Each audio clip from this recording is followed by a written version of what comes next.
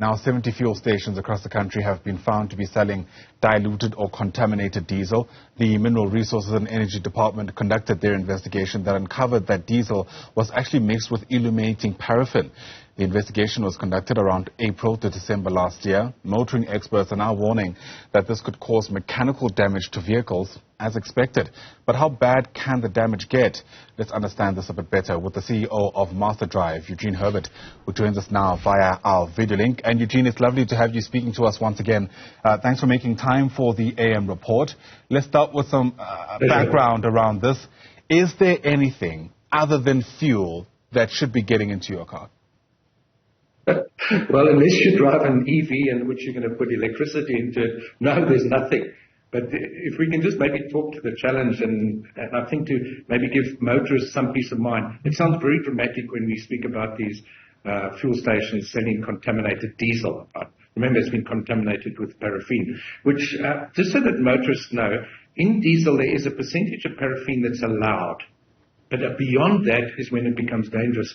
I heard of an instance where a reputable transport company had 10 new vehicles and the driver had filled up, or they'd filled up with this contaminated fuel. And as a result, you can imagine, warranties will be voided, the engines probably get blown up because remember, it affects the combustion of diesel when you increase the amount of paraffin. Because I think for the average motorist who knows about when they go fill up petrol, you've got octane, you've got 93, 95, etc. on the coastal, but different. But that's a level that we should be looking at. We don't want to put in a high-performance motor car a 93 octane. It's not going to perform. And this is happening with when they put paraffin into diesel. The CETANE rating of diesel is corrupted, which results in damage to engines.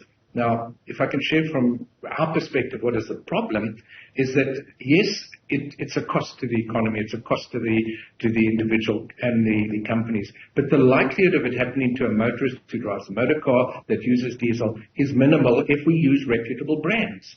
Because the dangers, not only about cost, is when, if you have a breakdown, can you imagine a vehicle picking up in the middle of the night because you put inferior quality diesel and you're now subject to being robbed, hijacked, and if they can get the car away, etc. So a word of caution is due, but we shouldn't be overreacting. That's so interesting because, the concern, of course, is that the impact here could be far-reaching. You've spoken about acceptable levels of paraffin in diesel. If we do cross that threshold, what are the ways through which your motor vehicle could respond, which could suggest to you that the fuel you're using isn't the right one? I'm glad you raised that because I think if motorists can just be aware of the fact, if their car is not pulling the way it normally pulls, and you know what, we should be attuned to our motor cars. If the idling is fluttering, and if it's, there's a lovely expression, stuttering and starting. If we see any indication of that, there's a probability that the fuel has been, we put in contaminated fuel. Now, if I say to you the good news is, hopefully motorists don't wait until they're empty before they refuel. Maybe it's half or so.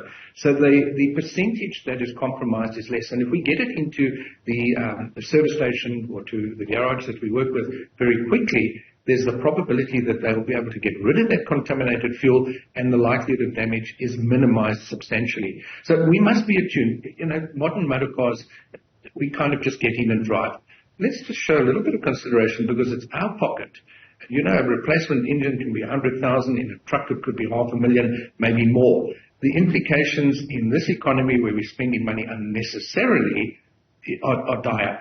But if I can just speak about why we may be having contaminated fuel put into vehicles. These are companies have the best of intentions, but if their driver chooses to fill at a station or at a reselling agent, because it's not likely it's going to be a reputable one, and they do it for financial incentive, because the difference between what the garage would sell normally, the retail price, and the savings, because remember the savings comes from the paraffin. If that's a high component in diesel, that is not taxed. It's not subject to the levies by the Road Accident Fund, and it's not taxed off the 18% of that. So there's wiggle room for a driver and an unscrupulous operator to benefit financially. And very rarely do they consider the long-term implications for both the vehicle and what it could do to a business or an individual. Yeah, in instances where, for instance, water seeps through where it shouldn't in your vehicle, you're told that you have to completely drain everything out with the hopes that the damage isn't that bad. Is that how you'd also deal with this in a case where, the levels are just, untenably high and you didn't pick this up as soon as you should? Well, I think given the symptoms that are associated with putting compromised fuel into a vehicle, they will be evident very quickly. So it's not like you can say, you know what, I didn't notice anything that was wrong. But let's stay off the phone, which we shouldn't be doing when we're driving, and turn down the radio, don't have it blaring, and then just be a little bit attuned. And if you're uncertain, maybe go to your friend who's a little bit more qualified. And it's something that we're happy we do when we train people, is we take them out in their vehicle. So we have a good understanding of whether a vehicle is performing correctly or not. And there's plenty of reputable service stations that will give free advice, free testing. So let's not be naive and ignorant. Let's utilize those resources that are available to us to ensure that not only we don't compromise our safety, but the money that we're using for running our vehicle is used responsibly and well. Sure. It's also an opportunity for us to speak about the many other gimmicks and hacks that are out there around how how you should be responding to your fuel consumption, for lack of a better term. I mean, there's been all kinds of things being said. Putting ketchup in there, Coca-Cola apparently, dishwasher tablets and toothpastes. Do any of those work? Yeah. Do any of those really help you consume less petrol? Or is it just harming your car more than helping it? You started off our discussion by saying, should we put in anything other than fuel, petrol or diesel into our tanks? And the answer is no. Yeah. Just to share with you, we have been exposed to this. People talk to us. Would you like to try it? Because, you can recommend it to your fleet customers. Or they're doing it with the intention of making money. And in principle, there's not a problem with that. But we were asked to test a particular product. And we put we gave a benchmark on one of our vehicles. It was a hybrid, by the way, so it was pretty fuel efficient. And we ran, I think it was the full tank, so 500 kilometers. Then we put the additive in, and there was no discernible difference. When the hype was saying you can get 10 or 15%, I would like to believe, and unless proven different categorically, that these things don't contribute in any meaningful way. Whereas on the other hand, if you adjust your driving style, where you're not running, flat out all the time, the speed limit is not a target. It's recommended as a safety. If you're keeping below the speed limit and you travel at 100 instead of 120, you're probably going to be saving about 15% on fuel. If you don't exceed revs of, if it's a diesel, 2,500, and if it's a petrol engine, 3,000 RPM when you're changing changing gears, you are going to save fuel. If you get rid of all, these 4x4s that drive around, they've got the kitchen sink and they've got the rooftop tent and everything else on top. That creates wind resistance, it creates drag, and therefore it increases fuel consumption. I think on our website, if anybody wants tips, that we're more than happy to share them, that you can save fuel by doing what you can as the driver and not relying on a magic pill to give you a greater distance on your vehicle fuel tank. Sure. Speaking about perhaps the driving conditions, I mean, there's also a rumor around driving with overinflated tires and how that potentially helps. I mean, is there any proof of that? Okay.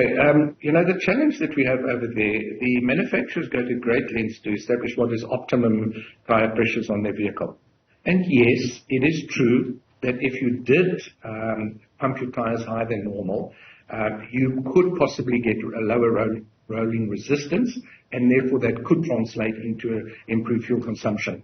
The marginal improvement, though, that one could possibly gain, and you would have to test it scientifically, is so narrow that compare that to what the cost of replacing the tires on our car, and a tire can be 1,000 to 10,000 rand. Yeah.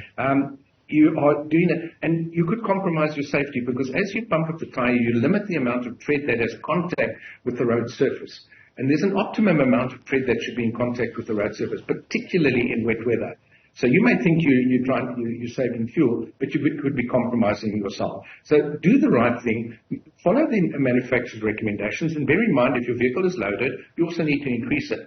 But then you must also inflate those tires at the right time when they're cold, And of course, make sure that we go to a service station that's got its gauges are working correctly, because you don't want to go and then put 2.4 bars into your vehicle and it's actually only 1.5 because it's misreading. So one of the things that we recommend, have at your convenience a reasonably good tire pressure gauge. You just keep a check on it. Not only do you get extended tire life, you can take your tires from 30,000 kilometers to possibly 50,000 kilometers without compromising the tread, and you would be able to drive and arrive at your destination safely. Sure. This investigation has unveiled so many different lessons, and I think one that rings true is that if it's too good to be true, it probably is. It's right? too good. Probably should step away from it. As always, Eugene Herbert, it's lovely speaking to you. Thanks very much indeed for making time for the AM Report. Eugene is the CEO of Masterdrive.